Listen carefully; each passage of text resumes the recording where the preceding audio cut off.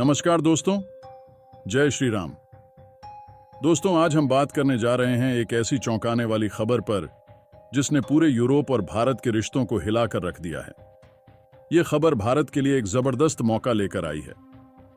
दोस्तों, आपको शायद यह पता ना हो, लेकिन यूरोप की बड़ी बड़ी तेल रिफाइनरी कंपनी एक एक करके बंद हो रही है। सोचिए, वो देश जो कभी पूरी दुनिया को तेल सप्लाई करते थे, आज खुद संकट में है। जर्मनी, नीदरलैंड्स, इटली, यहां तक कि यूके जो कि यूरोपियन कॉन्टिनेंट का हिस्सा है, वहां भी रिफाइनरी शटर डाउन हो रही है। क्या आप सोच सकते हैं, इतनी बड़ी रिफाइनरी कंपनी आखिर क्यों बंद हो रही है? यह सवाल अपने आप में रहस्य से भरा है। और अब आप सोच रहे होंगे कि इससे भारत का क्या लेना देना। दोस्तों, यहां से कहानी और भी दिलचस्प हो जाती है। जिस वक्त यूरोप संकट में फंसा हुआ है, भारत एक मास्टरमाइंड की तरह अपनी चाल चल रहा है। भारत के तेल एक्सपोर्ट्स में एक ऐसी उछाल आई है जिसने पूरे यूरोपियन बाजार को हिला दिया है। सितंबर 2014 में भारत ने यूरोप को 1.5 मिलियन बैरल तेल प्रतिदिन सप्लाई किया, और यह आंकड़ा सुनकर आप चौंक जाएंगे। यह 2022 के सबसे बड़े नंबर के करीब पहुंच गया है। क्या यह अचानक हो गया? बिल्कुल नहीं। आपको बता दूं, यह एक सुनियोजित रणनीति का हिस्सा है। यूरोपियन यूनियन अब भारत के तेल पर इतना निर्भर हो चुका है कि इसका कोई विकल्प ही नहीं बचा है। वाणिज्य मंत्रालय के आंकड़े चौंकाने वाले हैं। नीदरलैंड्स ने 2018 में भारत से सिर्फ 9,400 टन तेल लिया था, और 2024 में आप सोच भी नहीं सकते, 24 मिलियन टन तेल। हाँ, आपने सही सुना। लेकिन रुकिए, सवाल उठता है कि यूरोप की रिफाइनरियां आखिर क्यों बंद हो रही हैं? क्या यह कोई बाहरी साजिश है? क्या यूरोप ने खुद अपने पैरों पर कुल्हाड़ी मार ली है? दोस्तों, सच्चाई जानकर आपके होश उड़ जाएंगे। यूरोप ने जब रूस पर सैंक्शंस लगाए थे तो उसने सोचा था कि वो रूस से सस्ता तेल लेकर हमेशा के लिए ऐश करेगा। लेकिन वो क्या जानते थे कि उनकी ये चाल उनके ही खिलाफ जाएगी। सस्ता रूसी तेल मिलना बंद हो गया, और अब यूरोप की रिफाइनरियां तेल लगाने को मजबूर हो रही हैं। जर्मनी की शेल कंपनी हो या यूके की ग्रैंड माउथ रिफाइनरी, सबने एक एक कर अपने प्लांट बंद करने का फैसला ले लिया है। लेकिन यह सब सिर्फ शुरुआत है। क्या आपको पता है इस पूरे खेल में भारत कैसे चुपचाप यूरोप का सबसे बड़ा तेल सप्लायर बन गया? यहां तक कि सऊदी अरब को भी पीछे छोड़ दिया है। और वो लोग जो ये कह रहे थे कि भारत का यूरोप को तेल सप्लाई करना बस एक अस्थायी ट्रेंड है, वो लोग अब क्या कहेंगे जब ये बात साफ हो चुकी है कि ये नया खेल बहुत लंबे समय तक चलने वाला है। और दोस्तों, ये सिर्फ तेल की बात नहीं है।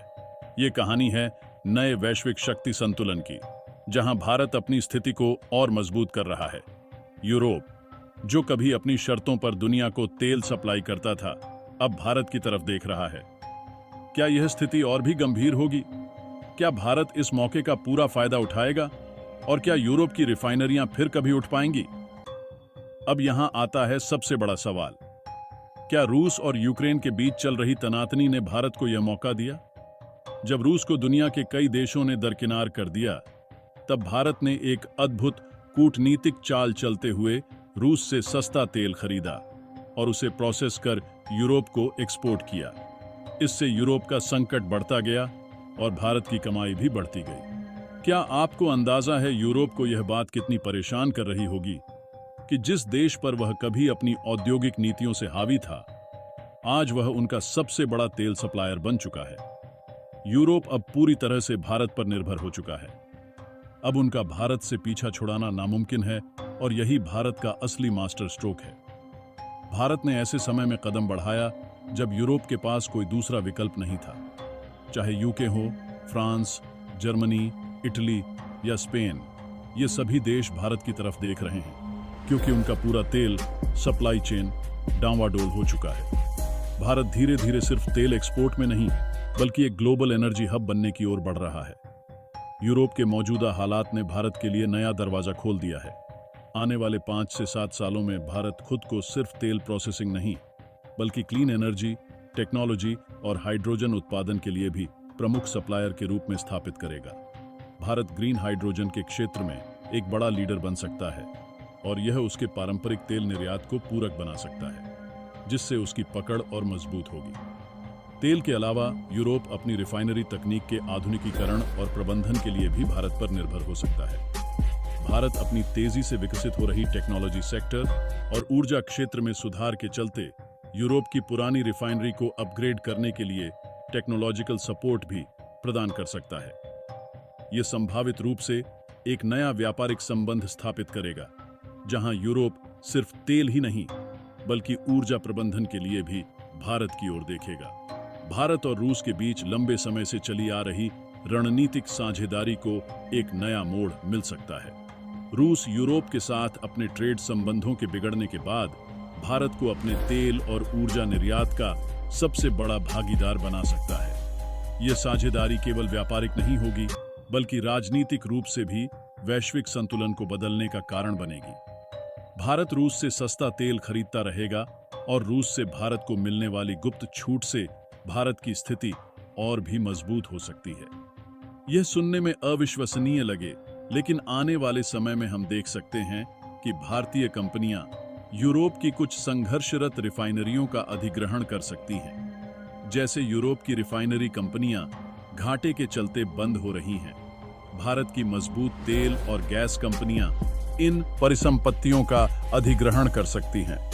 इससे भारतीय कंपनियों को यूरोप में सीधा कब्जा मिल जाएगा, जो न सिर्फ भारत की आर्थिक शक्ति को बढ़ाएगा बल्कि उसे यूरोप के बाजार में और भी गहरी पैठ देगा। भारत के तेल निर्यात की निर्भरता के चलते यूरोपियन पॉलिटिक्स में भारत का प्रभाव अप्रत्याशित रूप से बढ़ सकता है। यूरोपीय नेताओं के लिए भारत के साथ अच्छे संबंध बनाए रखना प्राथमिकता बन जाएगा। ये न केवल व्यापारिक कारणों से बल्कि ऊर्जा सुरक्षा के मद्देनजर भी होगा। यूरोप में कुछ देशों के पॉलिटिकल पार्टीज खुलकर भारत के साथ मजबूत आर्थिक और राजनीतिक संबंधों का समर्थन कर सकती है, जो यूरोप के भू राजनीतिक संतुलन को भी प्रभावित कर सकता है। बड़े यूरोपीय देशों के साथ छोटे देश भी भारत से विशेष ऊर्जा समझौते कर सकते हैं। पोलैंड, ग्रीस और बाल्टिक स्टेट्स जैसे छोटे देश खुद को भारत के साथ विशेष ऊर्जा साझेदारी में बंधा पाएंगे। यह छोटे देश अपनी ऊर्जा जरूरतों को पूरा करने के लिए बड़े देशों से अलग होकर भारत के साथ सीधे व्यापार समझौते करेंगे। इससे भारत को पूरे यूरोप में पैर जमाने का नया मौका मिलेगा और छोटे देशों को स्थिर ऊर्जा आपूर्ति। भारत अब सिर्फ तेल निर्यातक नहीं रहेगा बल्कि एनर्जी डिप्लोमेसी का एक नया रास्ता तैयार करेगा। भारत अपनी ऊर्जा आपूर्ति को एक कूटनीतिक हथियार की तरह इस्तेमाल करेगा, जहां वह न केवल ऊर्जा निर्यात करेगा बल्कि उसके बदले में यूरोप से कूटनीतिक समर्थन भी मांगेगा। इससे भारत अंतर्राष्ट्रीय मंचों पर अपनी आवाज को और भी मजबूती से रखने में सक्षम होगा। यह एक ऐसा खेल होगा जहां तेल से अधिक कूटनीति और राजनीतिक समर्थन भारत की शक्ति बढ़ाएंगे। अभी तो भारत के पास यूरोप के साथ स्थिर आपूर्ति चैन है, लेकिन आने वाले वर्षों में जलवायु परिवर्तन एक बड़ा संकट पैदा कर सकता है। अचानक प्राकृतिक आपदाएं या समुद्री मार्गों में रुकावटें भारत के लिए चुनौती बन सकती हैं। इस संकट के चलते भारत और यूरोप दोनों को अपने एनर्जी डील्स को और अधिक लचीला और अनुकूल बनाने की जरूरत पड़ेगी। भारत का यूरोप के तेल व्यापार में केवल हिस्सा लेना नहीं बल्कि अपनी रणनीति के अनुसार वैश्विक ऊर्जा नेतृत्व की ओर कदम बढ़ाना है।